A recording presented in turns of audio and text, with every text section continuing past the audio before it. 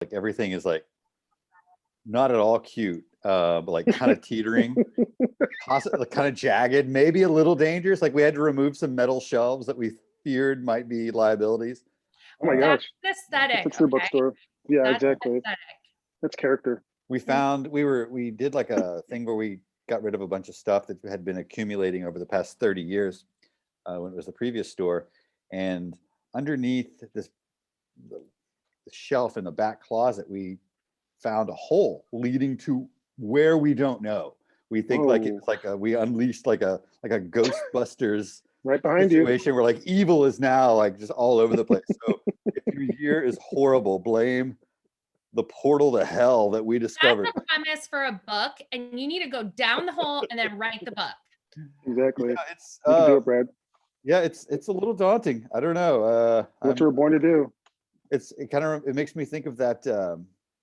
What's that horror film with the cavers, like The Descent or something like that? Oh yeah, The Descent. Yeah, yes. Yeah. So like set in a bookstore. That would be pretty intense. Okay, you went a different way with that. I was thinking like middle grade fun adventure book. Oh, like, everybody dies. I told you, there's nothing cute about what we do. No, exactly. Yeah, jagged edge bookshelves. Okay, both sell. Okay, right, should we get started? Yeah, let's get started. Okay, welcome everybody. My name is Beth Golay, and you are attending Booksellers on Tap, sponsored by Exile and Bookville, the great store in Chicago, owned by Kristen Gilbert and Javier Ramirez. And tonight we have 3 guest booksellers, well, 1 in-house bookseller and 2 guest booksellers who are here to tell us about their favorite books that are forthcoming or might already be here, favorite books of 2022. I had to think about the year for a minute. So I'll go ahead and introduce the booksellers. We'll start ladies first.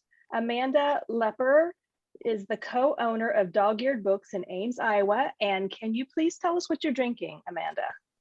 I am a champagne girl, champagne all day. We have this saying in the store that's, it's time for no mosas, which means we don't put any orange juice in the bottle. So I'm drinking champagne. Domaine Carneros comes from California. So I'm toast to my California bookseller. Very good. Cheers. Cheers. Okay, next we have Brad Johnson, who is the owner of East Bay Booksellers in Oakland, California. Brad, what are you drinking? I am drinking a canned Moscow Mule.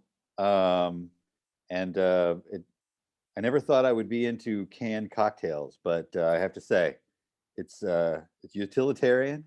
Yeah. And it's nice. So cheers, everybody. Cheers. And finally, Javier Ramirez, co-owner of Exile and Bookville, Chicago, Illinois. What are you drinking? I'm drinking a vodka and soda. My second one, actually. Got a pregame. So yeah, very simple, very refreshing in 6-degree weather.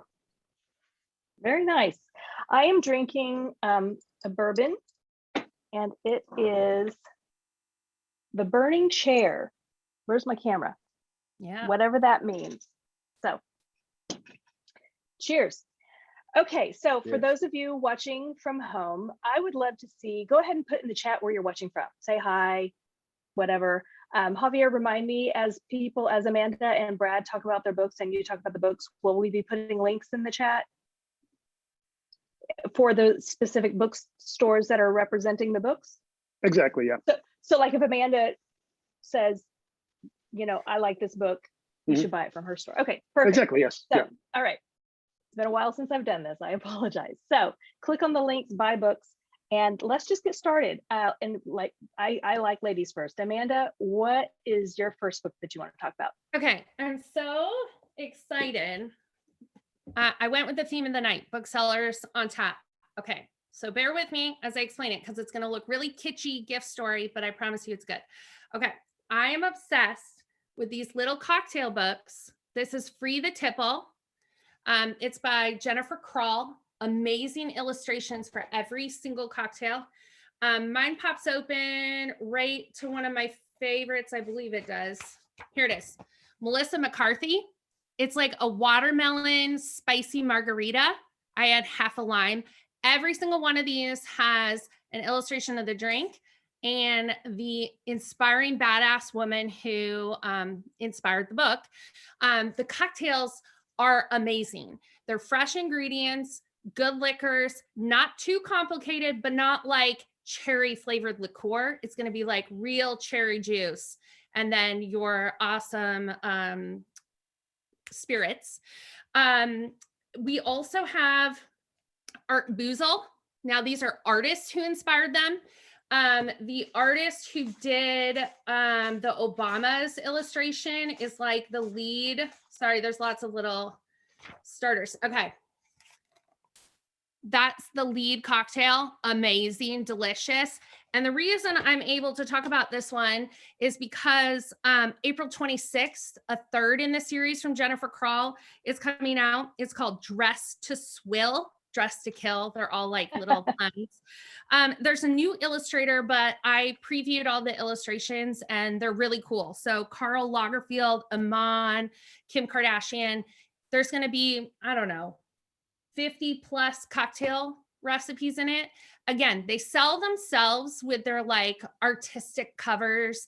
They're super giftable, but I've made so many of these cocktails. The Free the Tipple got me through pandemic. I made so many of these, okay? And then my next one I'm going to talk about that is actually a front list that's coming out. Let's see. April 12th is Bomb Shelter by Mary Laura Philpott, better known for I Miss You When I Blink. Okay, this is a fabulous book. I don't know if you can see how many, like I have dog-eared so many pages of like really fantastic reflections. This memoir and essays is about what it is when you love deeply. And you put, you know, that saying about when you love, when you have a child, your heart goes out into the world and you become that much more vulnerable. You're just set up for heartbreak. So her memoir is about her son waking up in the middle of the night and having a grand mal seizure. And she was preparing for the year that he's going to go off to college. She was already heartbroken over that. She's mourning the pandemic. She's mourning the aging of her body. She's mourning the turtle that's in her backyard. And will he come back after the spring? But then she's hit with this big thing. And it to me, this book, every single essay is like the best conversation ever with my college friend.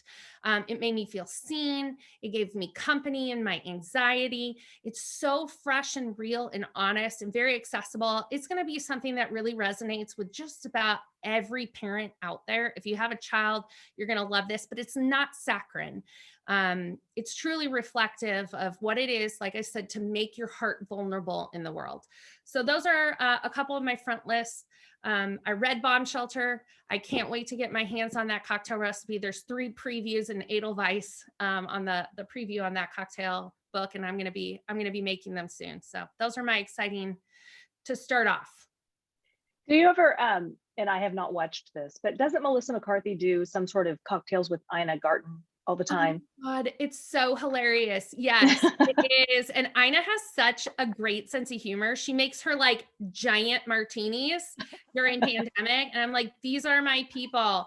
Yeah. So I don't know if Jennifer Krall actually like worked with her people, but she very much drew from their personalities. And she is a very talented mixologist. I mean, you could open a cocktail lounge with these books alone. Okay. If you were not drinking champagne, what would your go-to cocktail be?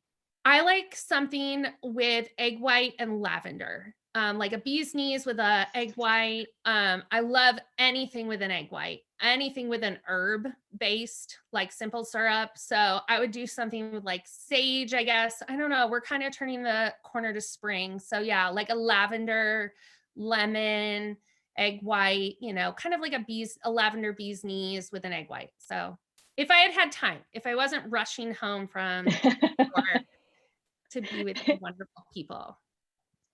If you weren't popping that bottle of Moet. Okay, Yep. Brad, what about you? What's first on your list? So I'll stick with stuff that is coming out fairly soon because I kind of projected it out a little bit, but just to give you a bit of an idea about me, I don't do the main house, like the large house buying at the store. I tend to relegate myself to kind of the corners of university presses and small presses and things like this, largely because I just get bored by large catalogs, and other people do it better on staff. So, but it also frees me to kind of come into the store sometimes and be like a customer, because I don't always look so far ahead in terms of what's coming out. So I can see, oh wow, Louise Erdrich has a new book. Who knew? And then and I get to be both stupid and also just have a good time with it. So, but having said that, the first thing I'm going to start off with is a larger press book. It's one of the I don't read a lot of novels either. We created a T-shirt during the pandemic where we said "plot is fascist." It's sort of a clarion call to my own sort of perspective on the state of American fiction and its plot-driven ways. But having said that, when I find a novel that I love, I just sink my teeth into it and don't let go. When I first started at working at the store before I bought it, I discovered a collection of short stories / novel, whatever, called Pond by Claire Louise Bennett that Riverhead did, and it was the first book at the time that I had encountered as a bookseller where I felt like I could actually, like, I didn't have to fake it. I didn't have to fake enthusiasm for this. And because again, my taste in fiction was askew from kind of what we were featuring at the time. And in my mind, I even sold many copies last year during the meat of the pandemic, or the closure anyway, that it's a quintessential sort of pandemic book, in the sense that it's every story features a woman living by herself in rural Ireland, and it's a complete interiority, a development of the interiority of her own consciousness, and just like the things that she obsesses upon. And that was her debut, and it had some acclaim. But her new novel's coming out this March, called Checkout 19. I was so excited about this that I ordered it from a bookstore in Britain, had it sent over before I could even get an advance copy from Riverhead. And it's more ambitious than Pond in terms of like, it is not just a collection of short stories. And it's very much a telling of the traumas and the triumphs of a young narrator that one presumes very much resembles Claire Louise Bennett, but who knows? And she just experiments with form throughout. So like in the sense that the perspective tenses change within the paragraph. She'll go from addressing herself in the third person to the second person onto the first.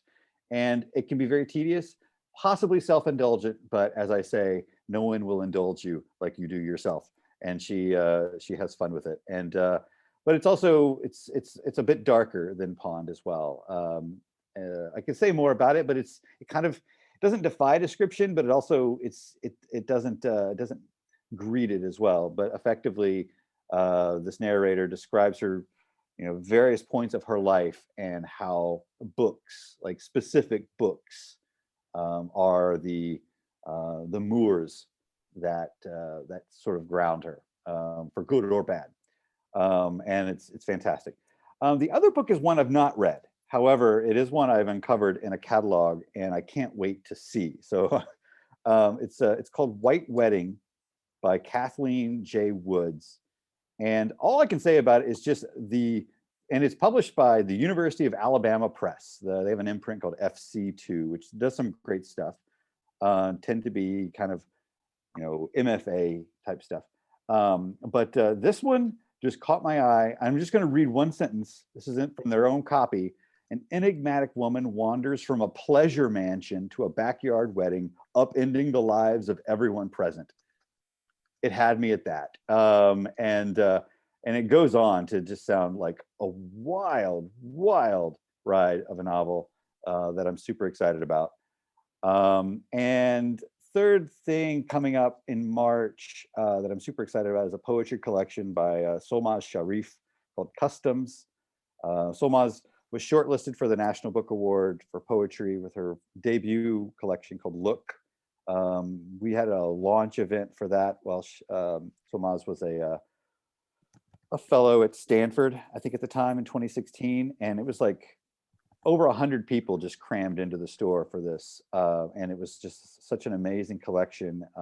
And I have not yet seen Customs either, but I trust completely Grey Wolf's sensibility, but even more important, Solmaz's poetic ability. So those are my 3 initial blasts. Perfect. I'm going to go on to Javier, but I want to warn you all for the next round. I want you to be able to like maybe talk a little bit about your store and introduce us to your store a little bit. So Javier, though, it's your turn. So I've only read one of these books I'm going to talk about so far. I'm part of another one, but the first one I'm sorry. Go ahead. Never mind. Okay, I was going to sure. say, what are you drinking? But you already said that. I did. What are you Sorry. drinking? Is the better question. Not enough. Sorry. I want to ask Brad first. No, it's okay. That T-shirt, is that like a T-shirt anyone can buy, or is it something you just produce for your? I'll send you one. Oh, please, thank you. That'd be awesome. Thank you. we I'll wear it proudly. have them. It doesn't just say. I didn't have like the courage of my convictions to have just Plot is Fascist. There's other stuff in there. I think there's there's value in the struggle, healthcare for all, indie forever, Awesome. Plot is Fascist. I love it.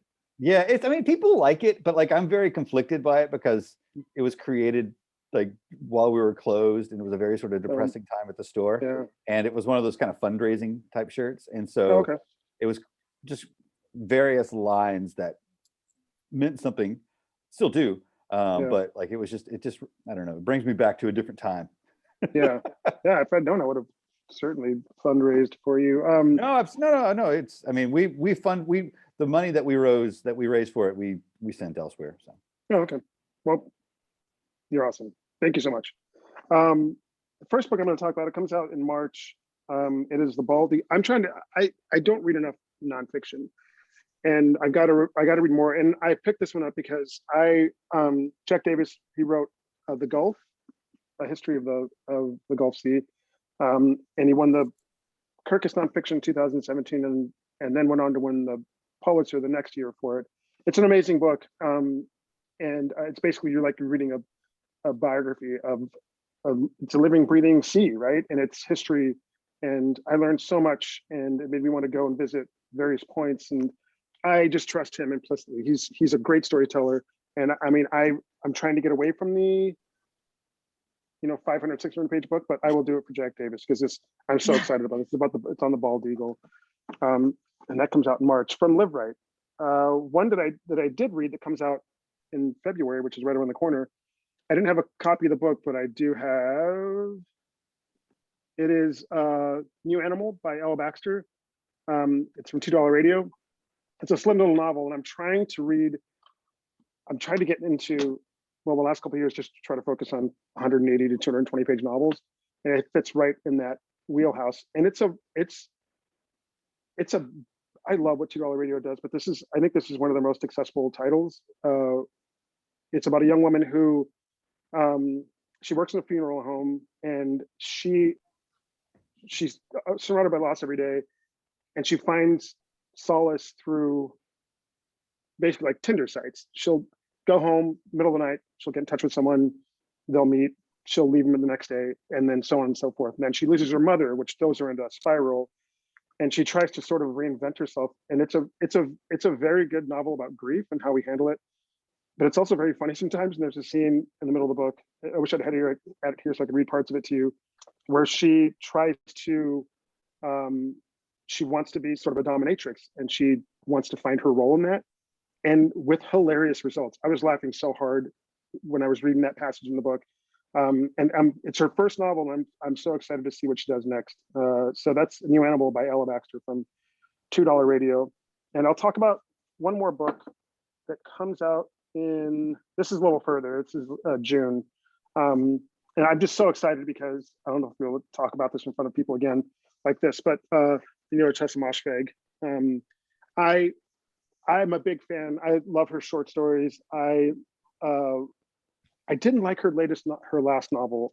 It was too slow, and the pacing was weird, and I just couldn't get into it. But everything else she's done is golden, especially her short stories. I'm a big fan of the short stories, and this one just sounds so weird, and I like weird, and it sounds a little bit like what Lauren Groff did with not in specifics, but just in doing something entirely different that she did with Matrix. And I was lucky enough to see Otessa Moshfegh once at Women and Children First here in Chicago, and it was one of the most tense, like, cool, fun events I've seen. Everyone was so afraid of her. Like even the moderator, the one that was in conversation with her, she was very like cautious with her questions. And then she went outside, and a couple of us followed her outside, and it was like a film still. Like she was sitting there smoking by herself in like 12-degree weather with no jacket on. And we sort of like crept over and started to talk to her. And she was very short, but she was nice, but short. And I thought that's exactly how I want Otessa Moshfegh to be. I didn't want her to be any other way. So those are my three. I'm so excited about them. But we'll talk about more in a minute. Yeah. How does she do for this what Lauren Groff did for Matrix? Just she's doing something entirely different. It's a medieval fiefdom buffeted by natural disasters. The motherless boy finds himself, and it's not contemporary. It sounds like it's something that's out of time. So, and when I've heard from one of my reps at Reddit, it's brilliant, and I'm so excited to read it. Okay, sorry, I didn't mean for there to be a quiz involved. No, that's okay. I'm all about quizzes. Quiz me more. Okay, let's go on to Amanda. Can you tell us a little bit about Dog-Eared Books in Ames? Sure, yeah. Okay, this is one of the dogs over there. Can you see her in her little pink couch? Yeah. So I am really messy. It's clean back here, but she's over there. People call our store and say, "Is Lovey working today?" Oh, They'll like come or not come. I'm sure other people who have animals in their store have that issue, but she works with me as a service animal. And let's see, my story is I live in my hometown. I did move away for a little while. I came back to raise my kids. I did the stay-at-home mom thing for 12 years. I was sick and tired of living in a town that didn't have an indie bookstore. We have a Books-A-Million. And it kills me every freaking time I go in there. And I don't go there anymore, which is awesome. I don't like to cause pain, but when we put them out of business, it's going to be like a super champagne day. But I want everyone to succeed. I don't want any booksellers to lose their jobs. They can just all come work for me. But their children's book selection was horrible, and I was raising children, and I call myself a bookstore tourist. I would go to Chicago and I'd be like, "Where's the best bookstore? Where's the best bookstore?" And that's how I met Javier. So like, that's fantastic. But I wanted a bookstore in our hometown. We had every indication of success for an indie bookstore, like university town, strong local shopping district, great library support, higher than average level of education. We had everything we needed. So with my youngest of 4 children headed off to kindergarten, I said, this is the time, let's try it. And I have a wonderful business partner. Her name's Ellen. We're high school classmates. We were not BFFs. This is just someone whose taste in reading I respect so much. Our Venn diagram is like this. It's like teeny little disagreements. Like she liked Inland and I did not. Okay. And I loved, what did she not like that I liked? The Most Fun We Ever Had. I loved that book. Chicago, Iowa based book. And she was like, whatever. So everything else we just love. We have complementary skill sets. We're on a main street here in Ames, Iowa, primarily new books, huge contemporary and fiction, contemporary and literary fiction section, not so strong on nonfiction, but we do have a huge nature science following. Mind, Body, Spirit is what we call it in the over next to it. We have a guy who loves his philosophy, psychology and economics. We call it PPE for the soul. I have a huge children's section in the back. Children's books are my jam, which leads me to my books. She So- doesn't even need a segue. She segues herself. I know. So, but I do love my store. The dog is the dog in the dog-eared books. My partner and I, we dog-ear our pages that really resonate with us. We want to find the next great book for people that will change your life, that you'll dog-ear the pages out of. Okay, so I'm going to go backlist and front list. I'm going to start with backlist. I am obsessed with I Eat Poop by Mark Pett. If you have room for children's books in your store, if you are a parent, I gave this to every teacher I know, every family in my realm. I dropped this book everywhere. I sold so many copies of it. It is the perfect book. Okay. So this is a dung beetle, and he is a very happy, well-adjusted dung beetle, but he can't tell people that he eats poop. Actually, he just calls himself like an average beetle at school. And it has so much humor. It has social emotional issues in which, like, do we make fun of people for what they pack for lunch at school? Sometimes people do that, and we shouldn't have to hide who we really are. So anyway, one day he gets invited to sit with the cool kids at school. And the backstory on it has to do with like science-based STEM things. He saved a kid who was going to get like knocked over by a pile of dirt by jumping on top of the ball of dirt and rolling it away, which is what dung beetles do with dung. They roll it into balls of poop. So it's like scientifically accurate. It has the social emotional. He gets to go eat with the cool kids, but he has to hide the fact that he eats poop sandwiches and poop shakes for breakfast. And so they discover his lunch bag by accident, and he has to decide, am I honest or am I gonna like keep impressing them? And in the moment, he decides to be, you know, an honorable stand-up dung beetle. He tells them, he takes a big, giant bite of his shit sandwich. They don't say shit. And he is so happy. You know, he is proud of who he is. And everyone's making fun of him. You eat poop, you eat poop.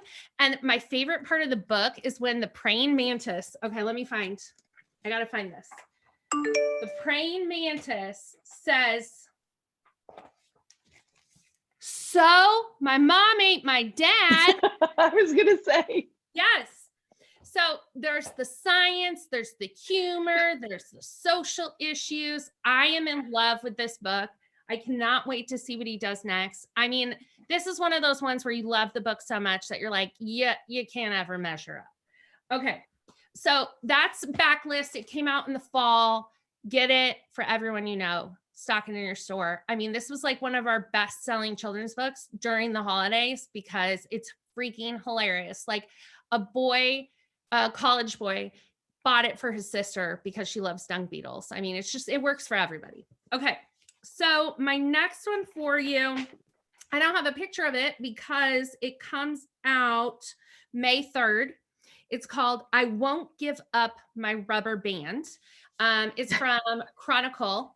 And I'm going to show you the other books by the author. Okay. So this is There Must Be More Than That by Shinsuke Yoshitake. I'm not the best at pronunciations, but I'm trying my best. She has a super cool, like contemporary Japanese style. This book made some waves a year ago because it's like this idea that kids are being told the world sucks, climate change is going to end it. Nothing's going to get better. And this kid is challenging the idea that everything's going to be horrible. There must be more than that. Think of all the positive things. So I loved this book. It wasn't, again, not a saccharine, like, oh, rainbows and unicorns. It was like a practical approach to, there's lots of good things that happen. Okay. And then she also wrote The Boring Book, which is really fantastic because kids always think they're bored unless they're like hooked up to a device straight to their brain. So she gets kids. But her book that comes out May 3rd is I Won't Give Up My Rubber Band. And the premises of this book is there's this little girl and she finds a rubber band on the ground, like a standard tan colored rubber band that we bind our mail with. And she's like, Mom, can I keep this? And Mom's like, whatever. And the reason she wants this rubber band is because she has to share everything with her brother. which sucks. And so she's like, oh, I'll have this to myself. She becomes infatuated with the rubber band. Okay. Kids do this. They find the most random crap and they become obsessed with it. They're like, oh, I love this little cup. I have to take it everywhere with me. And then when they lose it, it's like trauma, trauma, trauma. So anyway, this kid's obsessed with the rubber band. And then she realizes everybody else has weird little things like a ring pop ring without the ring pop on it. Right? So that's what her friend likes. And this other friend likes this other thing. So it's about kids latching onto this. Parents are going to love it, but kids are also going to get it too. The cute little thing that happens at the end is, you know, those tan rubber bands, after you play with them or use them many, many times, they like disintegrate. And so this rubber band breaks. And instead of like breaking down and melting down, she finds a paper clip. And she's like, oh, this will be my new best friend. So parents are going to get it because kids love stupid crap. And then we have the trauma of having to keep track of that stupid crap. And then kids are going to get it because it resonates from their experience. And the illustrations are just like super unique. You'll never confuse this artist for anyone else. Very good. Okay, let's move on to Brad. Can you tell us a little bit about East Bay Booksellers? Yeah, sure. So I bought the bookstore I had been working in for a few years, about 4 years. Formerly, it was called Diesel Bookstore. They had a few locations, and I had opportunity to figure out a way of buying a bookstore while having no money. In 2017, our immediate neighbors effectively loaned me money. Like about 50 people in the community loaned me money to buy it from the owners, and who they only wanted to sell it to me. It wasn't on sale. And if I had not raised the money, nothing would have changed. So I tell people that it was an exercise in something that was not at all essential. Like we just did it. We decided we'd give it a try and see what would happen. And lo and behold, 5 years, we're almost at 5 years now as East Bay Booksellers. Largely, we're still the same. I mean, Diesel had been an institution here in Oakland for over 25 years, and was taught me everything. Any sort of instinct that I have, good or bad, comes from having worked there with the previous ownership. And they were just sort of fiercely independent. They actually, like when I first started working at an independent bookstore, I thought that the definition of an independent bookstore was that like most of what you stocked were independent publishers. And then I realized, no, that's not actually true. Which is fine. I'm not casting aspersions on any bookstore that doesn't do that. It's just that's just what I thought. And that's largely how we run the store now. Mind you, the bulk of the sales are not those things, but it is the lifeblood. So I often say that the things that, you know, that there are certain books and certain trends and genres and things, they're the things that allow us to pay the bills, to turn the lights on every day. And then there are other sorts of books that actually give us, like, motivate us to actually want to do so. And so we're pretty idiosyncratic as a store. I think in some respects, like, some people sometimes worry that like they have to like live up to a certain taste, but then they look at our inventory and realize that we're not elitist in the sense of what we stock. We may be elitist in the sense of what we display, but what you're looking for is going to be there probably. And if it's not, we'll try to get it more often than not, unless it's something that we're just fiercely opposed to, which thankfully we live in an area where we don't have to be fiercely oppositional to our customers. That would be, I don't know that I could be able to do that, but there are heroic bookstores in areas that allow them, or that they have to basically kind of earn their keep. Whereas being in Oakland, I can kind of fly a freak flag and like whatever, you know, there are far more freaks than would ever come into my store. So, but we do sell mostly new, or all new books rather. But we made a pretty concerted effort to not be consumed by what I call the cult of the new. So we definitely try to feature lots of backlist, and increasingly I'm looking for things either that we missed or time forgot. And sometimes it's both. And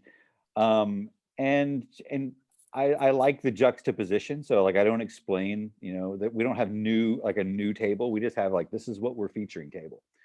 And if it, someone really wants to know, they can look at the copyright page or ask one of us. It's still mostly new stuff. I mean, that's just what people are looking for, but we are definitely moving in that direction. I feel like the period in which we were closed as a store gave us occasion to really kind of sink our heels into what we felt like we were about as a store, and basically trust our taste. So as a store, like there's 5 of us on staff, and we all just sort of carve out our little niches, our little audiences, our little customer bases, and so it's, I don't know, I kind of like to imagine it as like 5 pop-up shops within one, like a bazaar, and with some crossover here and there. And so we've been really fortunate, in 5 years to have virtually no turnover in terms of staff, and we've had like the stability to be able to do these things. So along the lines of what Amanda did with the backlist stuff, this isn't like deep backlist. I mean, looking at the books I chose there, I wasn't really thinking super old, but like some things that like did very well for us, and I suspect will throughout the rest of this year. Again, tend to be maybe a little bit more literary or heavy or whatever, but Benjamin Labatut's When We Cease to Understand the World from the New York Review of Books. This is one of those books where collection of short stories featuring historical scientists and mathematicians, heavily fictionalized. And in each of the stories, the theme of that sort of like subatomic unknown that's at the heart of so much of modern science and math kind of comes to the fore. And it's heavily readable. And so like it was sort of amongst my circle of booksellers, sort of a jewel. Like we were all kind of talking about this, and then Barack Obama put it on his list of like year in books, and we're like, oh, okay, I guess it's that now. All right, we'll give Barack all the praise for making that a bestseller. But it's fantastic. It is really lovely. I love it. The other novel, again, all this fiction I'm throwing out, my staff is going to laugh at me. But the other book that I like absolutely loved, and I've just been like selling it as aggressively as I can. It's shameful when I hand sell at the store. I think people buy because they feel like kind of pity, especially when I have the mask on, because I get breathless. And so like this guy's gonna hyperventilate if I don't buy this book now. He needs to stop talking. But Joy Williams's Harrow is my book this year. I love everything Joy does. Short stories are kind of her major thing, but when she does a novel, it's an event, and this is truly an event. It's a very sort of the melancholic, dark, but also very funny book. Timely is like kind of a stupid way of describing any book, but like it feels like it's anticipatory more than it is timely. But also it feels also like it was written in the 1960s and like the heyday of experimental American lit. Nonfiction wise, and I'm not going to lie to you and say that I've actually finished it, because I don't know how many people will. But David Graeber and David Weingro's The Dawn of Everything has been a huge success for us as a store. I mean, that's sort of our store, and probably lots of independent bookstores, because where they tend to be and the people who shop there. But this like massive 1,000-page sociological rethinking of the dawn of humanity, and all of the assumptions that attain there too may not be true, basically, is the upshot. And that's done very well for us. And I've started it. I'm very, very intrigued by it.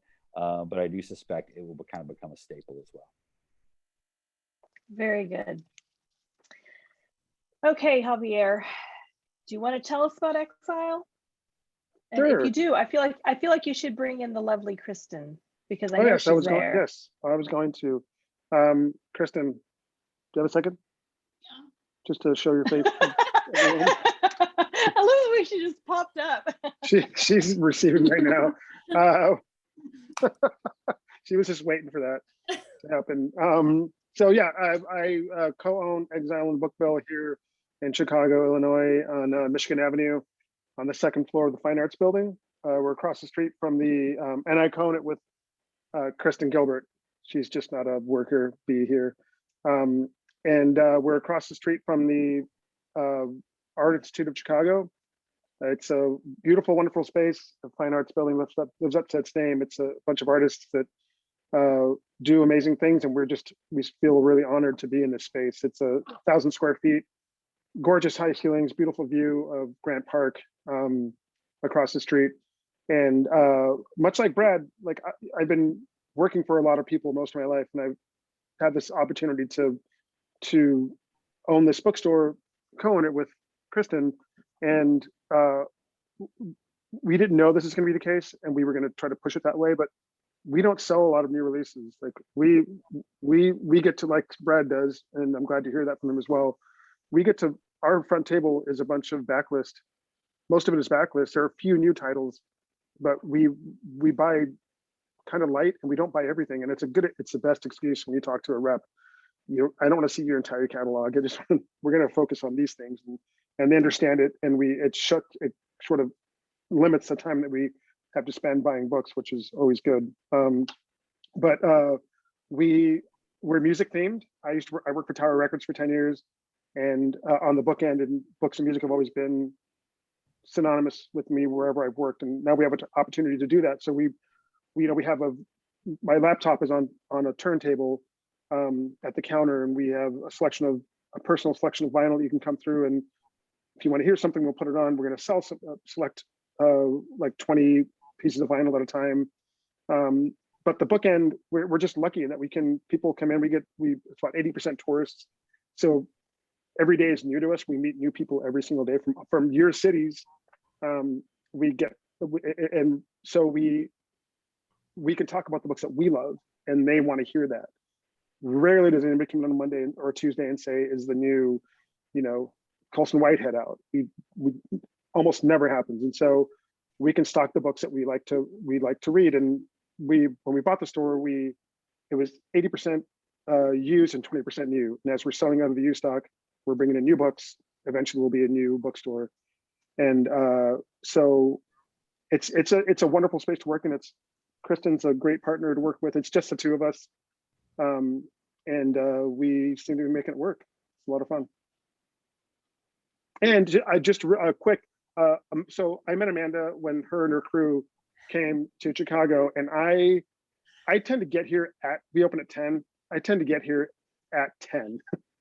So I'm coming up the stairs to the second floor, and there are this group of women following me up, and this has never happened before. And you guys want to come into the bookstore? And so they come in, and right away, I just knew it. We had the same tastes. Their enthusiasm was something I've not seen in a long time from a bookseller. And I just knew that when they said they were opening a bookstore, it was no surprise. Like they had that sort of mentality, and already that sort of know-how and willingness to talk to somebody about books, which is, as you all know, is hard to teach booksellers. And I'm so excited to go see your store at some point, because I want to see you in action. They were so fantastic. We had some of the same tastes. We had overlap. They spend a lot of money, which was great. And yeah, it was so nice to meet you in that way. And I'm glad that you could do this thing today. So thank you.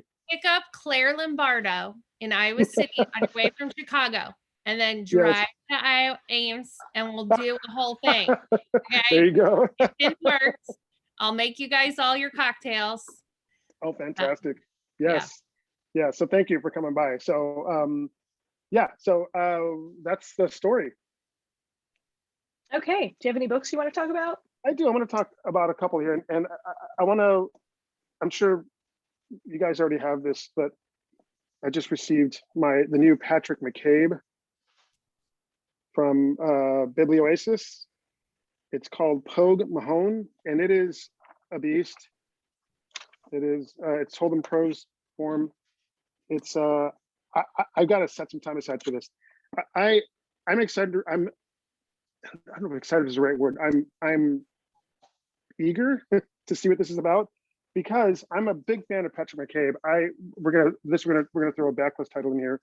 I'm a big fan of The Butcher Boy by Patrick McCabe, which was published by Dell probably like 25 years ago. It's a slim novel. It's like 200 pages. And it is a dark little ditty about, what is his name? Francie Brady, the pig boy, who lives in a small shitty town in Ireland, and he murdered a few of his townspeople. And there's a really great adaptation, a film adaptation, in which Sinead O'Connor. There's a portion of the book where he's approached by the Virgin Mary, and Sinead O'Connor plays the Virgin Mary, which makes the movie worth watching in itself. But it's one of my all-time backlist favorites that I try to sell like 2 or 3 copies a year, and I'm happy if I do that. But I'm really curious about Pogue Mahone. That's going to be to set some time aside for that. But I will talk about one book that came out in the fall of last year. This Thing Between Us by Gus Moreno. He's local. It's got one of the best covers ever. It's from FSG, and it's a bit of a ghost story. But this is like Brad said. This is a book I with a mask on I can't stop talking about, and I get people to read like a portion of the book, and they'll know whether it's going to be the book for them. But it's a ghost story, but it's also a book about grief. This young man, the narrator of the book, he's just lost his partner. You know this in the first page, and he's sort of writing the novel to her and speaking to her. But the first third of it is about how people co-opt your grief, which I never really thought about. But I've done it 1,000 times when somebody loses somebody. And but it's also funny. Like it treats that grief in a very funny, heartfelt way. And then there's this really chilling, terrifying ghost story underneath it. So it's a debut novel, and we love this book. And my son Diego, 17 years old, he works in the store sometimes, and he actually, one of the first rec cards he wrote was for that book. And he's 17. He thought it was the best book that was ever written. He'll read other books, obviously, but he was so excited and gave it to his friends, and they read it. So yeah, those are my 2 books. Okay, we have 9 minutes. Let's go through round robin, do 1 book at a time till we run out of time. So Amanda, you're next. Okay, I'm just gonna make a teeny aside, okay, because I've taken Javier's recommendations, I've read them and loved them, but this is the vibe I'm getting. Okay, so I'm oldish, I'm about to turn. I know this isn't really old, but I'm 40. I've had some shitty ass things happen in my life. My dad was just cheating on my mom for 6 years and living a double life. I lost a pregnancy, like people died, bad things happened. So I've had things. I could be jaded, but I'm a year into book selling. What I'm getting from the vibe I'm getting from my booksellers here is, okay, you do this for a while and you're going to love grief, and you're going to love dark, and you're going to love macabre. Okay. So I'm going to bring the little happiness back to us. This again, I know a lot of people, this is another name that everybody knows. You probably saw the book come through, but this is a backlist. It just came out in paperback on beginning of November. Perestroika in Paris by Jane Smiley. Okay. This is happiness personified. It is everything. Okay. I call this Jane Smiley showing off. It reads like I could read this to my 7-year-old. It's a full-length novel, but I could read it to my 7-year-old at bedtime. Okay. It's about a racehorse that leaves its paddock after winning a race. And it's there's more to life than winning races. I'm curious.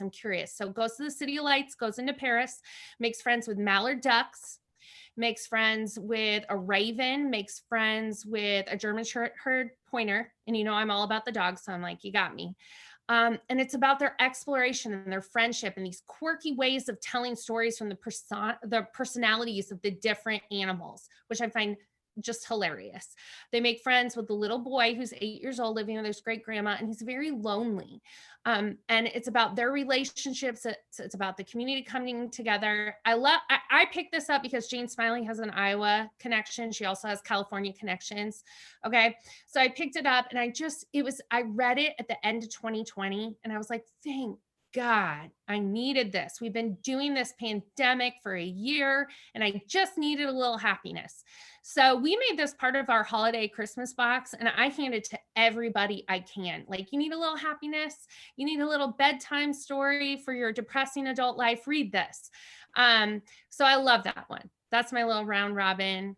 That's me 1 year into book selling. Talk to me in, 15 years and I'll give you something really depressing. I feel like you have a theme going on too, because when you were like, this little horse wants to know if there's something out there, and one of the picture books earlier, I'm blanking on the name, but it brought to my mind, is that all there is? And I'm like, oh, is this by Peggy Lee? So you have a theme going on there too. I think I do. It's like, don't make me mad. Okay. All right, Brad, what you got for us? I'm gonna kind of cheat, but it's a 2-volume thing. Come out over volume 1 came out in 2017, and volume 2 came out maybe last year or so. I just learned about this by way of a order from a regular customer. It's called the Kilroys list, and the Kilroys are a dramatic playwright group based out of LA. The subtitle of both will kind of tell you what the book is. Basically, it's 97 in one volume and 67 in the second one. Monologues and scenes from female and trans playwrights. And their mission was basically, instead of just talking about and having panels about representation in the LA playwriting scene, let's put one together. And it sounds just like such a cool scene, a cool group. And like, when I got these in as special orders, I was just flipping through them and they were so fantastic. The theater communication group does them, so they're pretty accessible for bookstores. And I've made it sort of a mission to beef up our drama section in the past few years, just to have more contemporary voices. And this is, I don't know, this is just a great revelation to me. So they're called the Kilroys group. Or just the Kilroys list, rather, volume 1 and 2. I highly recommend it. Just great monologues. It's not the same thing as reading a play, but they definitely all kind of create a scene and a personality. All right, Javi, what you got? First of all, Amanda, we need that balance at these things. If not, then no one's going to show up. So thank you for bringing that balance to everything. Thank you so much. So I love short stories. I wish we sold more short story collections. I think we're doing a good job here. We really sort of stress them. We give them their own section. We pull them out of the fiction section and give them their own right at the beginning of fiction. And I'm really excited about this. I just finished The Pastor from Archipelago, and Moldy Strawberries, which is a short story collection coming out in April by Caio Fernando Abreu. And it's perfect for me. It is 18 short stories and 170 pages. So I'm so excited about this. They all take place in Brazil, transformed by the AIDS epidemic in the 1980s. So it really checks off all these boxes for me. I read a couple and they're fantastic. I mean, the first one is dialogue, and it's just dialogue between two people, and it kind of goes nowhere, but it was fun to read. And so I'm really excited about this. And once again, just a short 180 pages is perfect right now. So I think it's just that, like, reading right now during the pandemic is like, I just need I just need like some short stories, some short fiction to keep me going. So yeah, that's my round robin. Okay, one more quick round. Okay, I'll be quick, even though I'm verbose. Okay, I hope everyone knows about this one. This is my probably newbie. You should know about that. It's The Pursuit of Love by Nancy Mitford. now I took my Amazon sticker off of it. It's an Amazon mini series now. Very, very well done. So it's back in people's, sphere of understanding of, written in the 1940s, 1944. My friend was like, you have to read this. This is the best book I read last year. Cecil Beaton photography on the front of each of the books in this series, which makes it super, super attractive. Love that little pink title box. I did not know about the Mitford sisters. I'm a reader of introductions and endnotes, author notes. So I read the beginning. Her sister writes the introduction.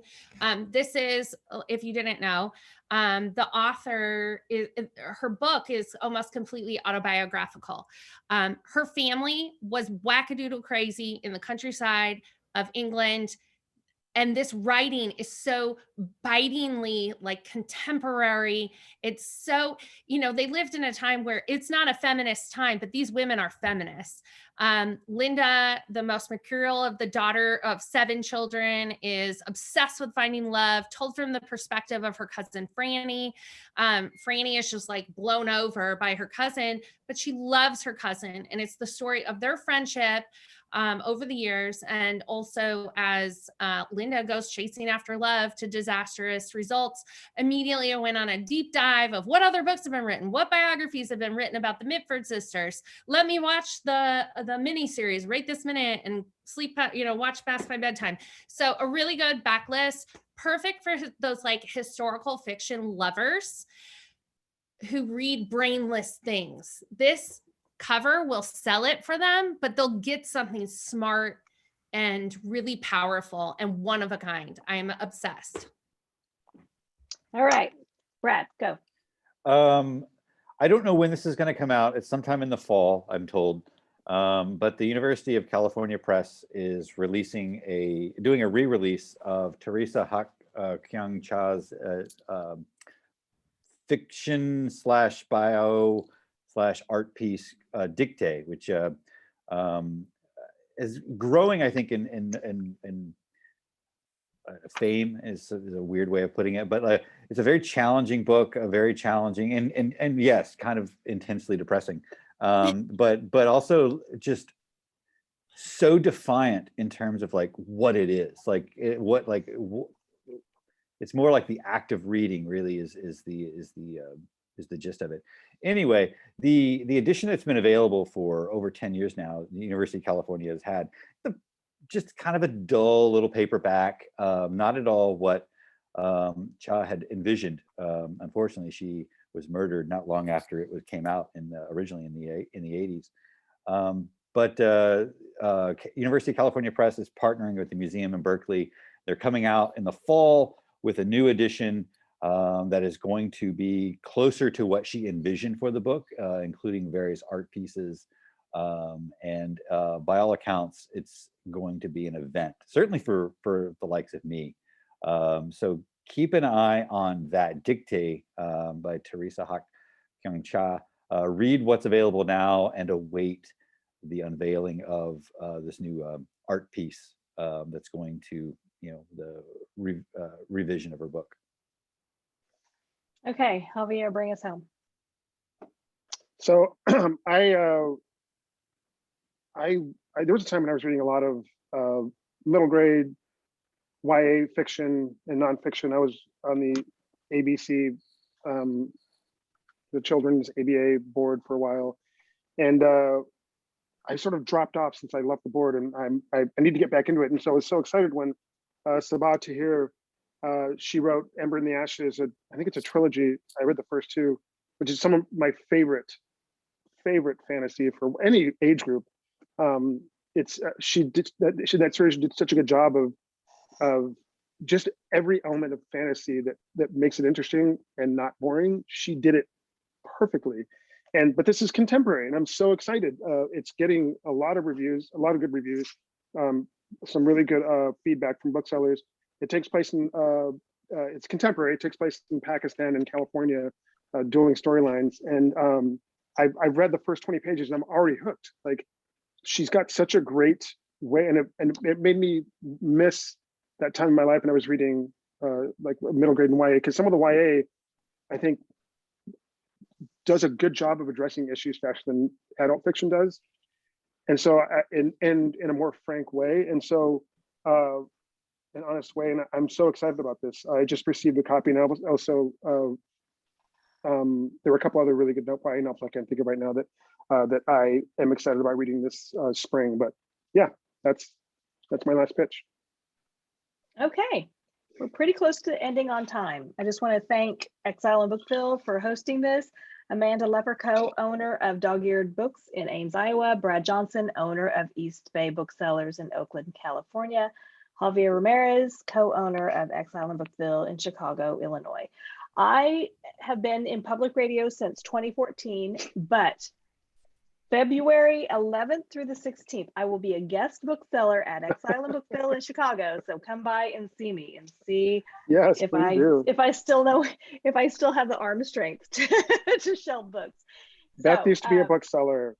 Tell everyone where you were. You're always a bookseller. That used to be. Once a bookseller, always a bookseller. I was a bookseller and marketing director at Watermark Books for 14 years in Wichita, Kansas. So, okay, thank you all for joining us. It's my understanding that if people want to turn on their cameras and ask questions, they can. Otherwise, this wraps up the evening. Is that accurate? Yeah. Okay. All right. Yay. Thank you, guys. Stop the recording. Now the real shit happens.